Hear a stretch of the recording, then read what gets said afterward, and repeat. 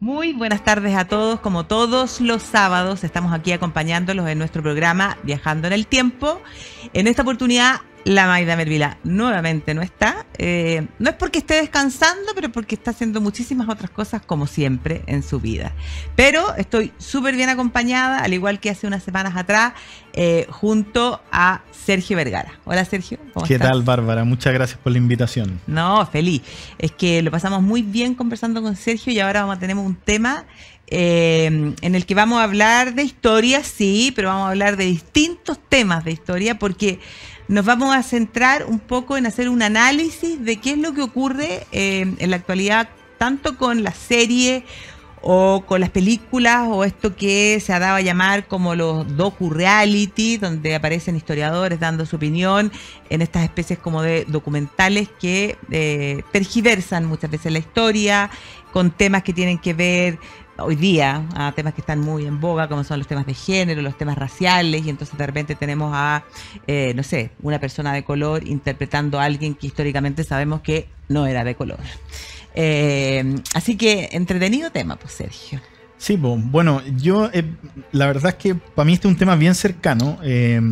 Yo antes de dedicarme al tema de la historia y la arqueología, en algún minuto fui como pseudocineasta. Ah, no te puedo creer. De hecho, sí, estudié cinematografía. Entonces es un mundo bien cercano para mí y es un mundo que, bueno, que quiero mucho, que me apasiona mucho. Y que creo que es una herramienta potentísima justamente para llevar la historia, ¿cierto? A la gente en general. Ya sea la gente que ya la conoce, que quiere conocer más, que no la conoce, para instruirla. O sea, es una herramienta potentísima, pero al mismo tiempo, ¿cierto? Es una herramienta muy peligrosa. Como son también las redes sociales. O sea, yo, por ejemplo, me meto a Instagram y veo cuentas de museos de arqueología, pero también sabemos que está lleno de basura, ¿cierto? Y de diferentes cosas que pueden hacer mucho daño. Exactamente, sí, pues porque hay que pensar que a través de todas estas herramientas, en el fondo uno tiene la gran responsabilidad de poder educar, como en el fondo de no estar educando, sino que todo lo contrario, estar enseñando cosas que son erróneas e incorrectas. Yo he leído por ahí, de repente, que existen cineastas, por ejemplo, que tienen la opinión de que en realidad ellos en sus obras pueden hacer lo que quieran con un determinado tema, porque finalmente es cine, es su interpretación respecto de un acontecimiento, y que si la gente en realidad quiere aprender historia de verdad, vaya y recurra a los libros y a la historiadora, al historiador, en el fondo, a la cosa más académica. A mi modo de ver, no me parece que eso sea la manera correcta, porque si tú estás tocando un tema histórico, creo que tienes que tratar de atenerte lo más posible a la realidad de esos acontecimientos.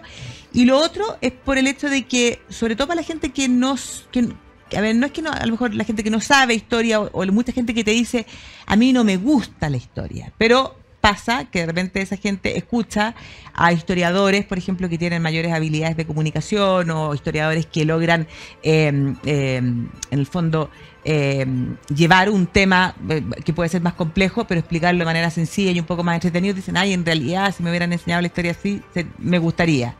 Porque claro, a veces cuando tú te enfrentas a, no sé, partamos por Alejandro Magno, cuando tú te enfrentas, no sé, a una biografía de Alejandro Magno, donde el historiador lo que está haciendo es además análisis de fuentes y discutiendo con otros historiadores en su obra, claro que puede ser tedioso y pesado para alguien que quiere entrar a conocer la figura de Alejandro.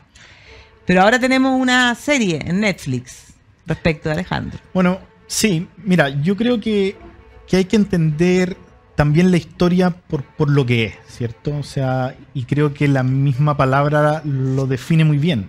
Es una historia. E intentar mostrarla a través de datos, de fechas, de nombres y de fuentes, se pierde lo que una historia es, que es justamente una narrativa. Claro. Durante mucho tiempo imperó el concepto erróneo de que la historia tenía que ser objetiva.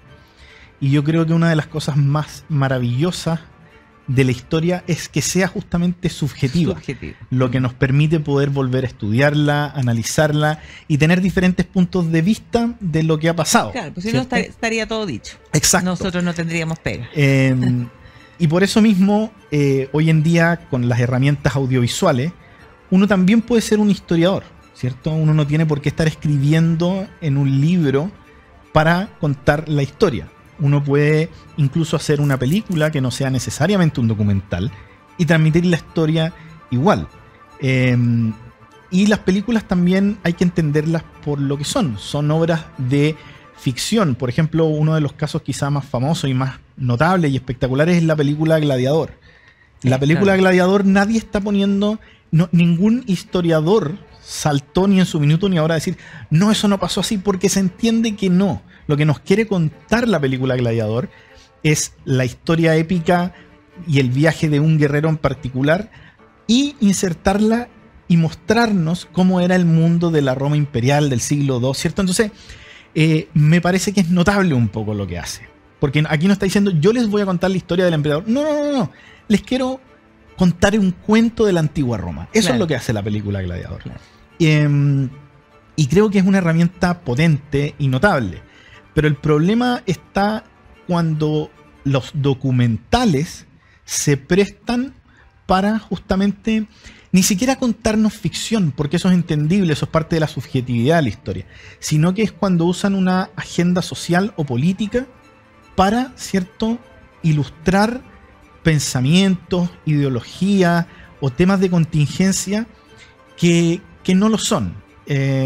Yo creo que y todo esto va a partir un poco por este documental, ¿te acuerdas que salió el año pasado de Cleopatra? Sí. Que hubo un gran revuelo en todas las redes sociales y que el Estado de Egipto demandó a Netflix y todo un tema, y era porque había una Cleopatra, ¿cierto?, de etnia africana, ¿cierto?, de raza negra, y entonces saltaron todas las alarmas, se prendieron todos los... Diciendo Cleopatra jamás no fue nunca. Claro. Y yo creo que el problema no era que Cleopatra fuera negra o no fuera negra, sino que era el mensaje que estaban intentando transmitir. ¿Te fijas? Porque la serie no era como les voy a contar la historia de Cleopatra, que quizás podría haber sido negra, sino que era como les voy a contar lo negra que era Cleopatra. Era como una cosa... Y uno dice como, qué curioso, porque ¿qué están tratando de contarme? ¿De que hubieron gente de etnia africana en el poder? Sí, lo tengo clarísimo. Hubieron faraones negros nubios, hubieron faraones negros de Kush. Entonces, ¿por qué no me cuentan esa historia? ¿Por qué se cuelgan de una historia que es conocida? Pensemos que tenemos retratos de Cleopatra, ¿cierto? Claro. Tenemos retratos de la familia de Cleopatra. Y en este documental los retratan a todos como de etnia africana. Y uno dice, pero ¿por qué están haciendo esto? Como para decirme como... fuimos esclavos, pero en un minuto dominamos el mundo. Como, ¿cuál es la idea? No. Entonces es peligroso, porque si uno no es capaz de ver a través justamente de esta agenda política, uno puede quedar con una idea muy errada de lo que fue la historia. O sea, de alguna u otra manera, lo que está haciendo esta serie, este documental de Cleopatra, es bypasearse el sufrimiento de la etnia africana y decir, no, si nosotros dominamos. Entonces, creo que es feo, creo que es peligroso, ¿te fijas? Sí, pues, o sea, hay que, partiendo de la base de que, en el fondo, todas estas cosas audiovisuales, digámoslo así, tienen un poder enorme, o sea, es una herramienta, un arma súper poderosa para transmitir mensaje. Y entonces, claro, cuando lo que se impone es una agenda, en el fondo podríamos decir, política completamente ideologizada y que está teñida en el fondo hoy día de todos estos temas que intentan, en el fondo podríamos decir, mirar la realidad desde una perspectiva súper sesgada y a través de eso pasas el mensaje. Claro, es bien es peligroso y te habla de, en el fondo, no sé por qué no puedo dejar de pensar en este momento cuando Gramsci dice que dentro de las cosas que hay que manejar están los medios de comunicación precisamente por eso, porque el poder que tienes para llegar y para poder ir dejando esos mensajes subliminales. Y entonces, claro, como tú decías, la historia es una historia, hay que contarla como una historia, hay que apelar sin lugar a duda a captar emociones, porque esa es la manera, probablemente, de la mejor manera para que la gente después recuerde ciertos acontecimientos históricos, pero no tergiversando los hechos como fueron. No, por supuesto. Y bueno, tenemos el ejemplo de la más reciente serie, ¿cierto? Este documental o docudrama, como le llaman ellos, de Alejandro Magno. Que sin caer en esto, ¿cierto? Del lavado de cerebro, de ideologías de género, ni mucho menos, o de temas raciales, cae en otros temas que yo creo que también son igual de graves, que es la falta de investigación, la falta de rigor arqueológico, porque estamos hablando de una serie que, si uno la ve, tiene un presupuesto, ¿cierto? Sí, pues, y no es un presupuesto menor. Presupuesto. Entonces, justamente acá hubo una mediocridad de no preocuparse de hacer las cosas bien, en el sentido de decir como, oye, ¿alguien tiene vestuario de antigüedad que nos pueda prestar para esta serie? Y hicieron un pegoteado de cualquier cosa, y nos presentan esta historia que también cuenta algunas cosas, se salta otra, tiene un panel de expertos que yo nunca en mi vida había visto a ninguno. Claro, y la idea de poner a esos personajes hablando es como para darle mayor seriedad a la docu. Exacto, y de repente aparecen personas que dicen, no sé, el profesor no sé qué de la Universidad X de Alabama. Entonces uno dice, como en realidad esa Universidad de Alabama puede ser cualquier cosa, puede ser una pantalla de una universidad digital, no tenemos idea. Y además es gente que, bueno, recordemos, no son pilotos de Fórmula 1 ni jugadores de fútbol, no están ganando $7 millones al día. Entonces también, si llega una superproductora y le dice, oye, mira, necesito que digas esta pauta y te voy a pagar. Entonces, chuta, la gente, por eso te digo, es peligroso. Yo siempre uso, por ejemplo, para mis lecturas, la regla de 3, en el sentido de que si quiero saber de un tema o investigar de un tema, leo por lo menos 3 libros diferentes, que ojalá traten 3 puntos de vista diferentes de un tema. Y recién ahí creo que uno puede tener la propiedad para opinar de algo. Eso no significa que este documental esté mal, ni mucho menos. También es quizá una versión. Entonces, en ese sentido, no hay que desacreditarlo ni desmerecerlo. Pero el problema de estas cosas es que funcionan como una verdad única y te la presentan como, te voy a contar la verdadera historia de Alejandro. Claro, y además que es como Making a God, no sé cómo es. Claro, y en ninguna parte de la serie mencionan bibliografía ni grandes académicos al respecto. Que los hay. Exacto, no muestran buenos mapas. Entonces uno dice al final, ¿qué me están contando? ¿Me están contando la leyenda de Alejandro? ¿Me están contando la verdadera historia de Alejandro? Pero sí, al final la responsabilidad también recae mucho digamos, en el televidente, en el auditor o en el lector, ¿cierto? O sea, una de las cosas que se han instaurado también, más allá del mundo audiovisual, es el tema de las novelas históricas. Y por ejemplo, un personaje que ha ganado mucha fama últimamente ha sido Santiago Posteguillo. Y Santiago Posteguillo a mí me parece un personaje sumamente polémico, no por él. Yo a él lo encuentro un tremendo novelista y de hecho me encantan sus novelas. Pero las entiendo como lo que son, una novela. Y te aseguro que él mismo las entiende como lo que son. Él jamás se ha hecho llamar ni historiador, ni académico. Él dice, yo soy un novelista de la antigua Roma. Pero hay mucha gente que a mí me ha citado a Posteguillo. Claro, que leen a Posteguillo como que fuera una autoridad en el tema. Correcto. Entonces es complejo. Es un tema delicado, creo yo, que se basa mucho en la inmediatez y en la paquetización, ¿cierto?, del mundo moderno, en el sentido de quiero consumir algo y aunque sea un conocimiento, porque ahí está, yo creo que es como la gran controversia, en el sentido de que el conocimiento es la antítesis de lo inmediato, en el sentido de que el conocimiento no es un producto, ¿cierto?, es un proceso. Pero hoy en día se instauró el concepto de lo inmediato y lo paquetizado. Y la gente quiere comprar conocimiento, es una cosa muy curiosa.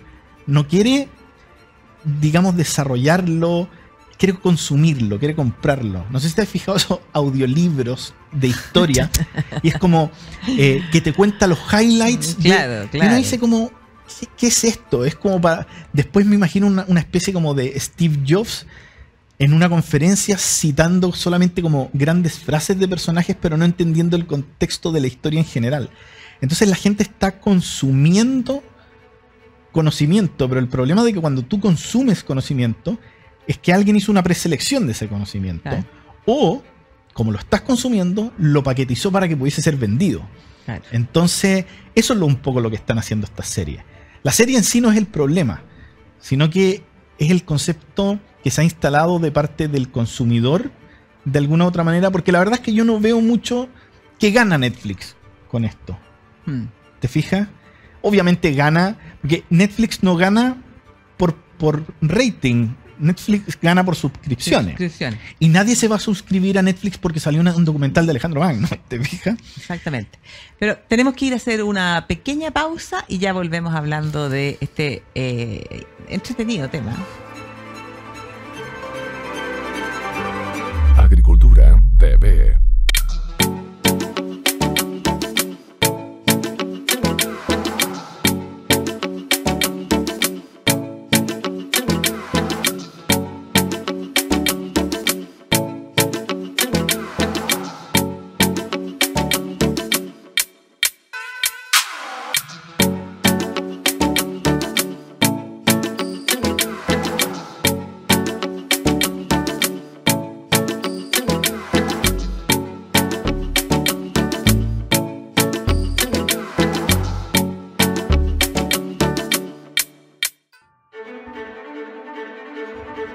Bueno, estamos de regreso aquí con Sergio Vergara. Estamos hablando de la verdad detrás de estas docuseries, de estos documentales, de estas películas, en el fondo, que dicen ser históricas y que muchas veces no lo son, que cuentan una parte o que toman un determinado acontecimiento y por medio de, o con un, podríamos decir, con una visión ideológica o de algunos temas que hoy día están de moda, intentan tergiversar los acontecimientos. Pero estábamos hablando de la serie de Alejandro, de Netflix, estábamos hablando, y tú estás hablando de algo muy interesante, que es esta cosa como, en el fondo, de que la gente quiere esta como inmediatez, en el fondo, en lograr conocimiento. Me causó gracia la idea de los audiolibros, porque, claro, o sea, hay gran consumo de audiolibros. Y yo lo digo, o sea, hasta por mis hijas, tengo que reconocerlo. O sea, la juventud de hoy día, para que tome un libro y lo lea, o sea, es de verdad que el tema les tiene que gustar mucho, porque si no, no solo el audiolibro, sino que además existe la posibilidad de que tú lo apures en la rapidez en la cual te está hablando la persona. O sea, eso sí que ya es...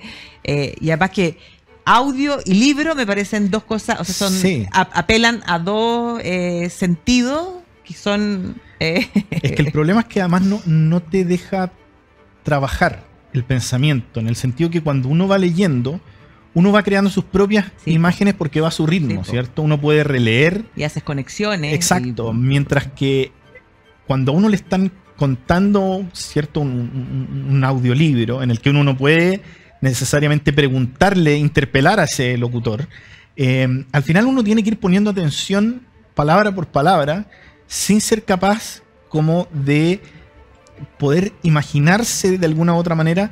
Por eso una película un poco lo que hace es eso, ¿cierto? Pero la película no es para que de alguna u otra forma la sujeten o la sumerjan al escrutinio, en el sentido de decir como, voy a ver 3 veces esta escena. El cine ha migrado un poco a eso, ¿cierto? El cine arte y todo, pero a mí me parece un error. O sea, yo creo que uno tiene que tener humildad en lo que hace, y como historiador, y también se lo digo a los cineastas como queridos antiguos colegas, uno tiene que entender lo que es, y uno es un contador de historias a la larga. Uno no es ni un filósofo, ni un profeta. Entonces, yo creo que está todo en la narrativa, ¿cierto?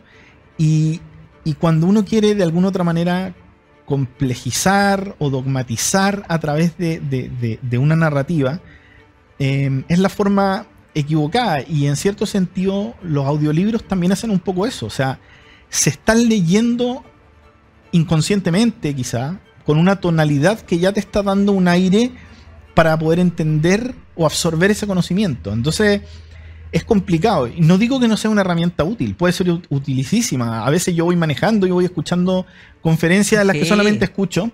Entonces digo, obvio, pero hay que saber poner cada cosa en su lugar, ¿cierto? Sí, pero sabes, yo hago lo mismo que tú. Yo voy en el auto y voy escuchando, ¿cómo se llama? Conferencias de algún historiador, de algunas, no sé, fundaciones que se dedican a temas específicos, ponencias.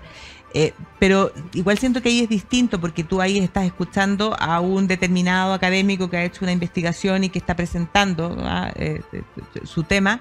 Pero de repente el audiolibro es que te están, o sea, una voz te está leyendo un libro, algo que o sea, que va en contra de la esencia de leer. O sea, si leer es con la vista, muchas veces con un lapicito y tomando nota o marcando ciertas partes. Pero claro, así estamos. Pero yo te quería preguntar dos cosas en relación a la serie de Alejandro, que yo la empecé a ver, pero vi poco y no he continuado. Por una parte, sé que se armó toda una polémica cuando la estrenan, así como en Twitter y todas esas cosas, que ya no se llama Twitter, ¿no? Sobre, y tú la serie la viste, así que, sobre cómo manejan ahí el tema de la sexualidad de Alejandro Magno, que la verdad siempre ha sido, o sea, siempre hay personas que ponen el tema de la sexualidad de Alejandro como un tema. Sí. Sin entender la verdad, o sea, sin ponerse en el fondo en la época en la que Alejandro vive. No sé, ¿qué es lo que hace la serie? Bueno, sí, a los 5 minutos del primer capítulo tenemos una escena así pseudosexual entre Alejandro y Hefestión, la cual no es ni pasada de tono, ni mucho menos. Pero sí, o sea, estamos hablando de Alejandro Magno, ¿cierto? En el sentido de que tal vez la última postdata de su currículum debiese ser su orientación sexual. Claro, claro. O sea, es como contar una película o una historia de Winston Churchill y enfocarse en sus crisis de diarrea, por ejemplo, claro, en vez de con las cosas que hizo, ¿te fijas? Claro.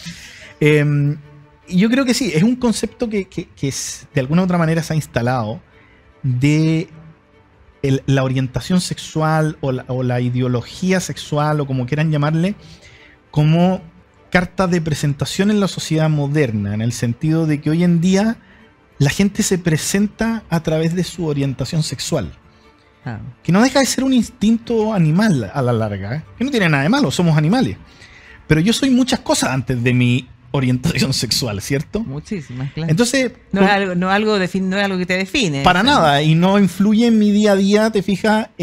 Entonces, me parece burdo tratar de llegar a un público o de cautivar a un público a través de la orientación sexual de Alejandro, que la verdad es que tampoco la tenemos del todo clara, en el sentido de que vivía en una época en la que no existía ni la heterosexualidad ni la homosexualidad. Existía la sexualidad. La gente era sexual entre personas del mismo sexo, del mismo género. Tampoco existía necesariamente el género. Domésticamente estaba muy marcado el rol del hombre y de la mujer, pero no existía el concepto de identificarse como hombre o como mujer. Era algo que venía dado por genética, por naturaleza. De que Alejandro debe haber tenido relaciones con personas del mismo sexo, no me cabe ninguna duda, así como la tuvo con mujeres también y tuvo hijos. Claro. Y se casó 3 veces, además, ¿no? Exacto. Podríamos hablar de eso también. 3 matrimonios. Pero no es algo que de alguna u otra manera defina la persona de Alejandro, ni la obra de Alejandro, ni tampoco define la obra de cualquier personaje histórico. Y ahí uno se da cuenta, en realidad, lo carente de peso que es. O sea, ¿por qué contar algo que a la larga no está definiendo ni al personaje en lo intrapersonal ni en lo interpersonal? Claro, no es la sexualidad de Alejandro lo que hizo que Alejandro sea Primera cosa, ya ha pasado a la historia conocido como el Magno, eso ya te dice algo. Segundo lugar, un hombre que en tan solo, no sé, unos cuantos años logró crear el imperio más grande que existía hasta ese momento, que llegó hasta la India, que logró derrotar a los persas. O sea, no es la sexualidad de Alejandro la que define, en el fondo, la calidad que tenía como estratega, la genialidad, en el fondo, que le permite, o sea, y además hay que pensar que, bueno, su padre también tiene que haber sido bastante grande, pero como Macedonia en un momento determinado se transforma en el imperio de Alejandro. O sea, sí, o sea, yo creo que es prudente contar. Mi approach a la historia siempre ha sido a través de la arqueología. Y eso tiene que ver mucho con la historia del mundo doméstico, en el sentido de contar lo que pasa en el día a día.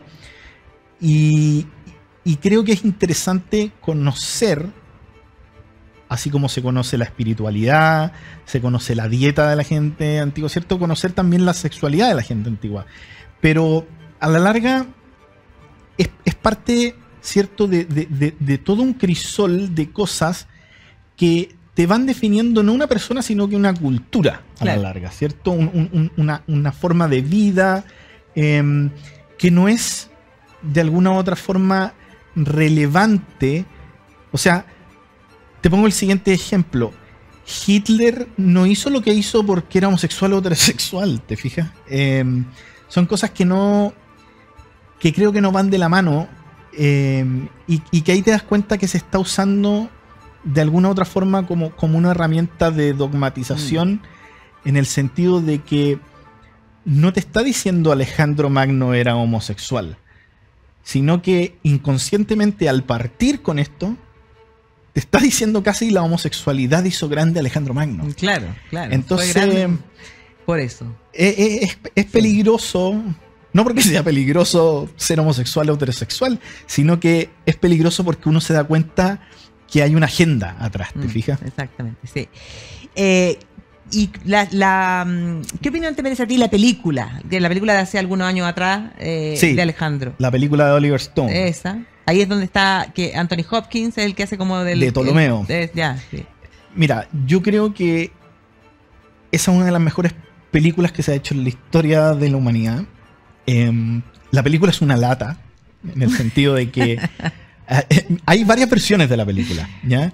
Y hay una que se llama la edición final, descubriendo el verdadero Alejandro. No me acuerdo en este minuto el nombre, pero es una versión que dura 3 horas y media. Y la verdad es que es espectacular. No nos cuenta ni siquiera la mitad de la historia de Alejandro. La historia parte en la batalla de Gaugamela. Claro. Tiene algunos flashbacks hacia su infancia. Y termina con la muerte de Alejandro. O sea, espérate, ¿esa es donde la Olimpia de tiro es Angelina Jolie? Exacto. Ya, magnífico. Pero logra algo que es lo que logra Gladiador, lo que logra la serie Roma de HBO, que es decir, te voy a mostrar cómo era este mundo, cómo pensaba la gente, cómo funcionaban las cosas. Y yo creo que ese es el rol justamente del historiador y del cineasta. Nosotros no somos psicólogos para estar escarbando en el inconsciente de Alejandro y tratar de pensar que soñaba, sino que nuestro rol es de alguna u otra manera revivir a través de nuestras propias perspectivas, pero educadas, ¿cierto?, los mundos pasados. Y eso, esta película creo que lo hace de manera formidable. Bueno, de partida la película fue asesorada por Robin Lane Fox, que es uno de los mayores eruditos del mundo helenístico y de Alejandro en particular. Y Robin Lane Fox tiene una cosa espectacular, que es un historiador que escribe en prosa. Él te cuenta la historia de Alejandro como quien estuviese escribiendo una novela. Entonces es una forma muy amena y además muy entretenida de poder acercarse a la historia. Y es algo que hacen muchos historiadores modernos, Tom Holland, Peter Heather. Son historiadores que han cambiado. Para los temas que me gustan a mí, o sea, yo creo que uno de los mejores exponentes de eso que tú estás hablando es Orlando Figes. Sí, claro. Porque, y no solo, o sea, se lo critica muchas veces por eso, pero él tiene una pluma que tú te sumerges como diciendo este cuento que él me está contando, y él te está haciendo historia dura. Y lo otro es que además creo que también tiene mucho que cuando los traducen, la calidad del traductor también es impresionante. Y en el caso de Orlando, el traductor al español es extraordinario. Claro, no, es que eso es clave, porque justamente somos contadores de historias, no somos contadores auditores, no estamos narrando fechas, ¿te fijas? Ya. Para eso existen los almanaques y los anales. Esa no es la función del historiador y no es la función del cineasta. Porque el cineasta a la larga también es un historiador, si te pones a pensar. Está contándonos historia, nos está contando la historia. Contar la historia no es necesariamente contar lo que pasó, es contar lo que fuimos. Y para eso no hay que necesariamente contar algo que pasó. ¿Te fijas? Uno lee, por ejemplo, a grandes autores como, no sé, Gabriel García Márquez, que es un novelista, ¿cierto? Es el inventor del realismo mágico, pero el tipo de alguna manera te habla de una idiosincrasia de un pueblo, ¿cierto? Y eso es un historiador para mí. Es alguien que es capaz de montarte. Exacto. Con García Márquez sentir los olores, po. Es como Correcto. que podéis saborear las comidas. Entonces, por eso el cine es una herramienta muy potente para contar la historia, porque va apoyada de lo audiovisual. Y yo creo que lo audiovisual es clave para entender un mundo tan ajeno y alienígena al nuestro como el mundo antiguo, porque la verdad es que es otro planeta. Sí. Eran otros valores, otros idiomas, otras formas de pensar. Yo creo que el cerebro del humano estaba configurado de una manera distinta. Entonces, a través de lo audiovisual es una herramienta muy potente y en ese sentido hay mejores películas que documentales que te cuentan justamente la historia antigua. O sea, esta misma película de Alejandro de Oliver Stone es una, la película Gladiador es otra, la serie Roma de HBO es otra. Creo que son cosas que a la larga valen más que un documental, siempre y cuando tengas la responsabilidad de instruirte, ¿cierto? A través de otros textos, a través de otros libros o a través de, ya por último, de otros documentales. Son, creo yo, quizás las herramientas más útiles, estas películas, para poder poner de alguna otra manera en funcionamiento ese imaginario de... Hay gente que lee sobre la Roma antigua y dice, chuta, no logro imaginármelo. Ve la serie Roma, le digo yo. No para que te enteres de lo que hizo Julio César con Servilia, que la mitad de lo que cuentan es mentira, sino que para que te hagas una idea... O para que te empapes. Exacto. De cómo era la vida. Eso es lo notable. Claro, que cuando uno lea tengas el referente audiovisual en la cabeza como para imaginarte la historia. Bueno, y por eso la historia no puede estar ajena a la arqueología, ¿cierto? En el sentido de que nuestro pasado está en tu imaginario como tangible. Claro. Nuestros antepasados no vivían solamente encerrados en su mente, vivían en un mundo material rodeado de cosas que creaban, que consumían, que desechaban, por las que transitaban. Entonces la arqueología y la historia tienen que ir siempre de la mano para poder entender bien nuestro pasado. Sí, pues. Bueno, sí, y en eso uno tiene que pensar que uno que ha tenido la suerte de poder viajar, de conocer lugares, de, no sé, en el caso mío, cómo te impresiona estar en Roma, a pesar de que de repente en Roma no es bien ruinoso y hay otros lugares en Europa donde las ruinas romanas son muchísimo mejores. Pero el solo hecho de estar por Roma y caminar y poder decirte, mira, aquí estaba esto otro, como que siente, aunque estás hoy día en medio de una Roma moderna donde pasan las micros, bueno, miráis para un lado y veis el Coliseo, después veis y decía, ya estaba el foro, y acá estaba el mercado. Es como poder sentir un poco cómo era esa vida. O lo mismo que ocurre cuando uno visita lugares como Pompeya, como Herculano, que bueno, quedaron ahí como casi intactas y uno se siente que está ahí caminando por la misma calle por donde caminaron en aquella época. O sea, eso es bien impresionante.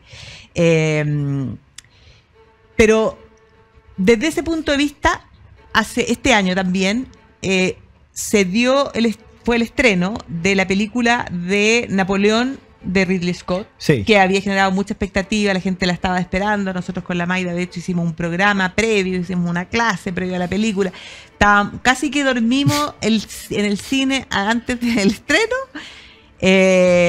y como que causó desilusión. Sí, la verdad es que, bueno, a mí me pasó lo mismo.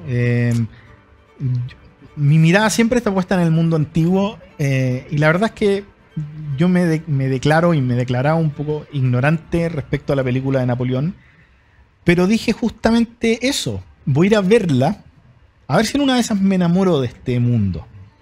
Y la película no lo logra. No nos cuenta ni la historia de Napoleón, no nos cuenta ni la historia de las guerras napoleónicas.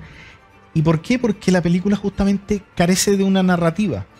Es un pegoteo de eventos que no definen personaje, que no explican bien lo que está pasando y que tampoco generan atmósfera, en el sentido de que no se respira cierto, la fraternidad y la libertad, no se respira el imperialismo por otro lado.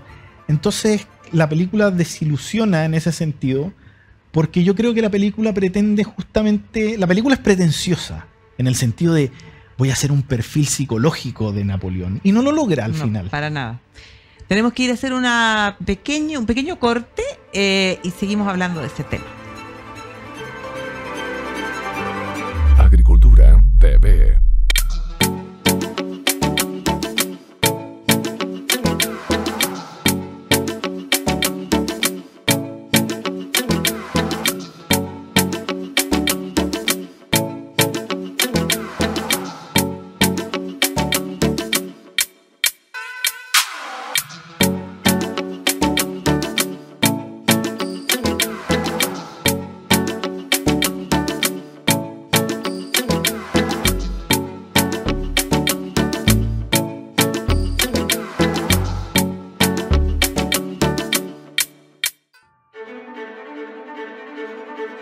Bueno, estamos de regreso aquí en nuestro programa Viajando en el Tiempo, junto a Sergio Vergara, y estábamos hablando de la película de Napoleón, y tú justo terminaste diciendo, claro, decía cómo voy a hacer un perfil, y efectivamente no lo logra. Yo iba esperando lo mismo, un perfil. Suponía que, como es Ridley Scott, iban a haber grandes escenas de batalla. Es lo que también me desilusionó, y creo que donde más me desilusionó fue en esta cosa como del perfil psicológico de este Napoleón, porque, por ejemplo, a mí lo que más me llamó la atención, o sea, no hay ninguna o mínimas alusiones a lo que fue el almirante Nelson. Y yo, en mi modo de ver, yo creo que una de sus grandes problemas, lo que finalmente lo llevó a caer, fue por un lado, bueno, lo que significó para él Nelson, que además muere y se transforma en un héroe, y que no pudo nunca con las Islas Británicas, con Inglaterra. O sea, yo creo que eso era fundamental, y no aparece nada respecto de eso. A mí me dio la impresión de que incluso había una suerte de mensaje irónico en la película, como hasta de ridiculizar un poco la figura de Napoleón. Sí. Como diciendo, mira, este tipo en verdad era un poca cosa que se, digamos, tuvo la suerte de caer donde cayó. ¿Y por qué? Porque como era un déspota, un imperialista y un genocida, entonces pintémoslo mal. Claro. Y creo que eso le hace un flaco favor, no a la figura, porque ya todos tienen claro quién es Napoleón, sino que al que está contando la historia. En el sentido de querer desmerecer a través de no contar cosas, en vez de a través de sobreanalizar el personaje, ¿te fijas? Y también me desilusionó mucho, sobre todo viniendo de Ridley Scott, Sí, que hay dos películas de Ridley Scott que, bueno, una es Gladiador y la otra es Kingdom of Heaven, ¿cierto? Cruzada. Que yo creo que son películas que también me da lo mismo si lo que me están contando pasó o no, pero me sumerge en un mundo que me lo hace tan cercano, tan real y tan palpable, y aquí no lo logró. No lo logró, siendo que era un mundo mucho más cercano al nuestro. Claro. Porque yo creo que eso, hay una agenda como irónica de desmerecer. Es como... Y de nuevo, centrarse tanto en el fondo su relación con Josefina, es como de nuevo, como lo que hablábamos respecto de la sexualidad de Alejandro Magno. Es como que si la relación con Josefina hubiera sido finalmente el gran factor o el factor determinante en lo que era Napoleón. Y como tú decías, no se respira el hecho de que a mi modo de ver, un hijo de la revolución, y por lo tanto todos esos valores que habían inspirado a la revolución, o sea, no se ve el momento, no te logra reflejar el momento trascendental, no solo para la historia de Francia, sino que para toda Europa, que fueron los acontecimientos post-revolución y las guerras napoleónicas. Hay que entender que este hombre tuvo en jaque a casi toda Europa. Exacto, sí, no. Intenta justamente mostrarnos un perfil personal de Napoleón, obviando digamos, los grandes acontecimientos, pero a la larga yo creo que eran esos grandes acontecimientos los que lo perfilaban a él en lo personal, ¿cierto? Porque da la impresión de que en lo privado tenemos un personaje que se siente poca cosa. No sé si te dio esa impresión. Sí. Y yo creo que Napoleón lo último que tenía era sentirse poca cosa. Quizá era un personaje muy inseguro y no me cabe ninguna duda. Pero lo último que tiene un inseguro es sentirse poca cosa. Por algo es inseguro. Porque quiere estar constantemente validándose. Y acá vemos un Napoleón sumamente como pasivo, como con poca iniciativa. Sí, claro. Entonces para mí no funcionó la película. No, para mí tampoco. Para mí, si tú tuvieras que elegir así de las series, por ejemplo, hay series, no sé, la de los Medici, la de los Tudor, la serie Vikingos, por ejemplo, que hayan causado, o sea, como todo ese, casi que un revival, todo el mundo quería saber de los vikingos. Para mí la serie Vikings es una falta de respeto. A ver, la serie es muy entretenida y es muy chora, ¿cierto? Pero también hay una agenda política. Una de las cosas que caracterizaba a los vikingos era su brutalidad para con los pueblos que conquistaban y su rol como esclavistas de pueblos conquistados. Sí. Y acá los pintan como grandes próceres de la libertad y de la igualdad, siendo que no era así. O sea, todo el mercado de esclavos de la Edad Media temprana y del mundo bizantino era alimentado por los vikingos, que comerciaban los esclavos de los pueblos que capturaban. Y no sé si tuviste la película Northman. No. Es una película que cuenta una saga vikinga, pero esa película sí que muestra el mundo vikingo tal cual era, y nos muestra un mundo vikingo que ni siquiera pasa ni en Escandinavia, pasa en una parte cerca del Mar Negro y después se mueve hasta Islandia. O sea, los dos rincones más alejados del mundo vikingo, y aún así logra transmitirte la esencia del mundo vikingo.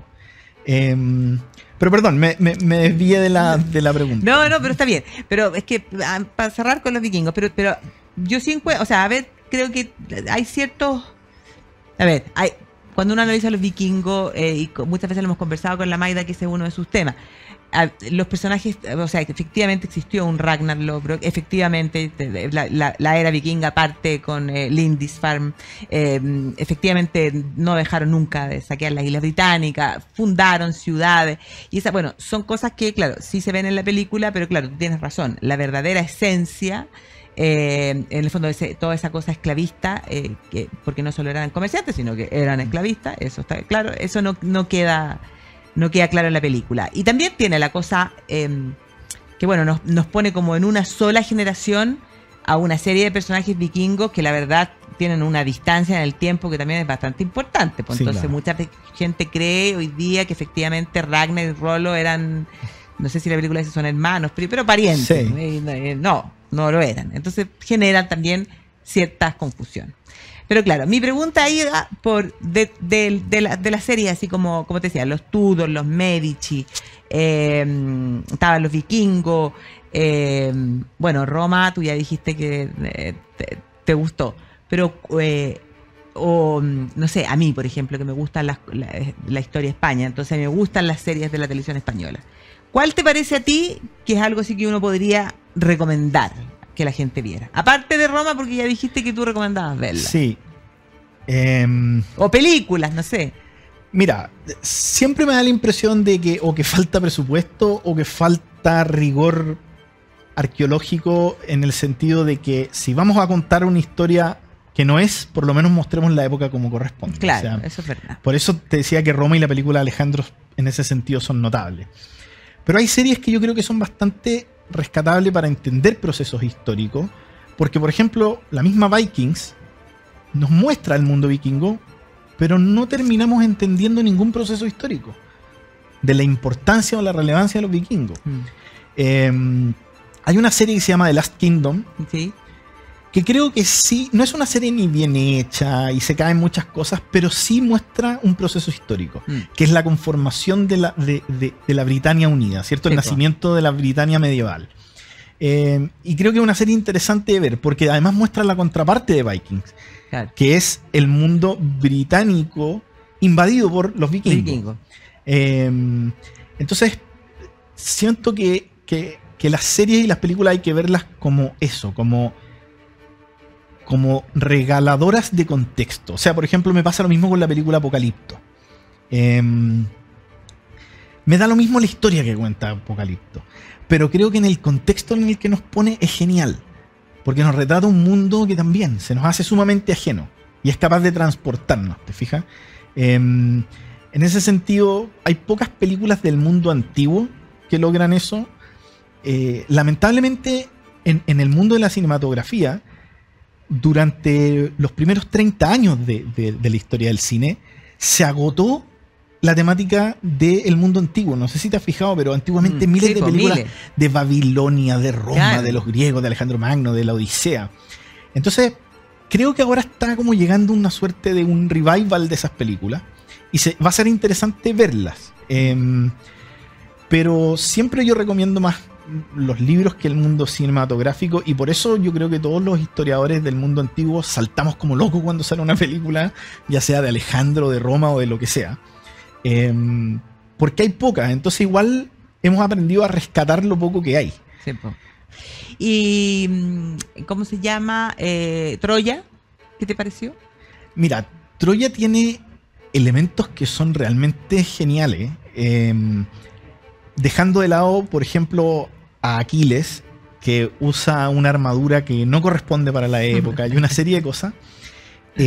Por ejemplo, la recreación de las armaduras de los griegos, llamémosle, ¿cierto? Del mundo de los micénicos y del mundo de los troyanos, del mundo de los hititas, es espectacular. Ahí hay un trabajo realmente bien hecho arqueológicamente, en el sentido que nos muestra de alguna manera, porque al final lo que hace la panoplia de Aquiles en la película es echarnos a perder eso, porque nos muestra una cosa entre media Transformers y de la guerra del Peloponeso. Pero las otras armaduras, las murallas de Troya y todo eso está muy bien logrado. Sí. Yo encuentro que es muy rescatable. Pero tampoco la película es capaz de transmitir, por ejemplo, uno ve la película y dice, claro, la guerra de Troya duró 3 días. No, duró 10 años.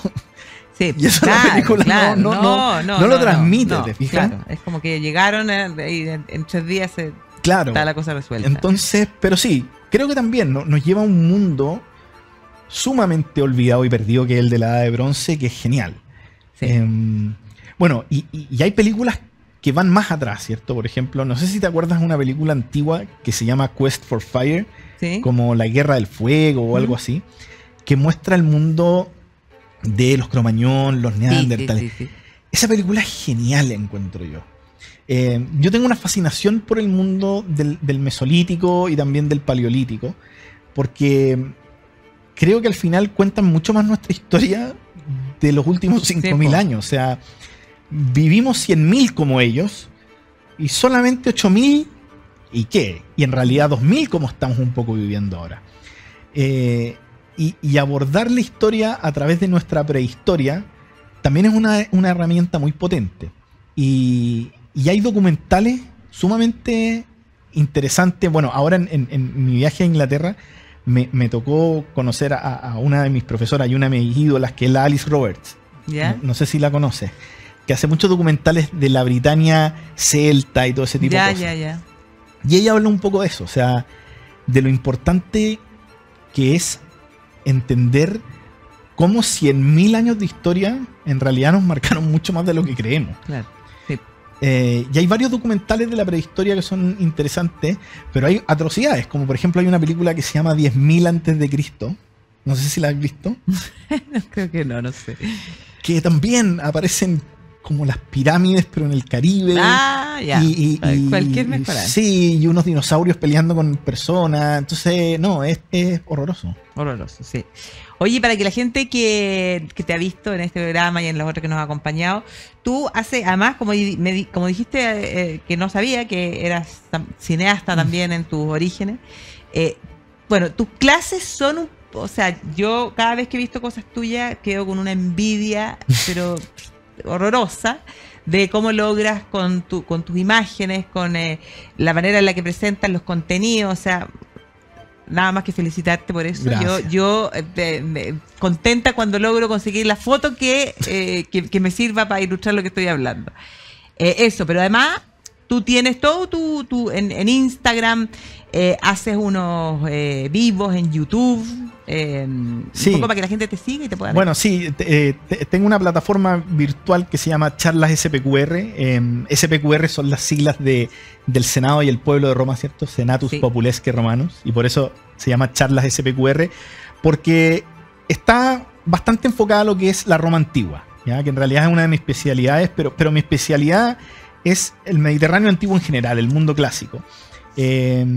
Pero como soy circo pobre y tengo que barrer y montar Hacer también todo, los afiches, hacer la clase. no me da para hacer todo el mundo clásico, entonces decidí enfocarme en Roma, pero sí, es una plataforma de difusión, digamos, de aprendizaje, de investigación del Mediterráneo clásico con foco especial en la antigua Roma, donde pueden encontrar cursos, programas en vivo, actividades, efemérides, datos curiosos, donde respondo preguntas de la gente, hago encuestas y todo ese tipo de cosas. Sí, pues. Así que nada, una invitación a todos los que nos están escuchando y que nos están viendo a través de Agricultura TV y los que nos escuchan en Radio Agricultura, para que te sigan. Pues te buscan en Instagram, ¿cómo? O en YouTube. Sí, en Instagram, Charlas SPQR. Ya. Y de ahí tú haces bueno, sí, siempre estás avisando cuando tienes estos live y todas esas cosas. Sí, siempre hay por lo menos una vez a la semana hay alguna actividad, ya sea una charla, un live o algún debate con alguna encuesta. Siempre hay alguna actividad polémica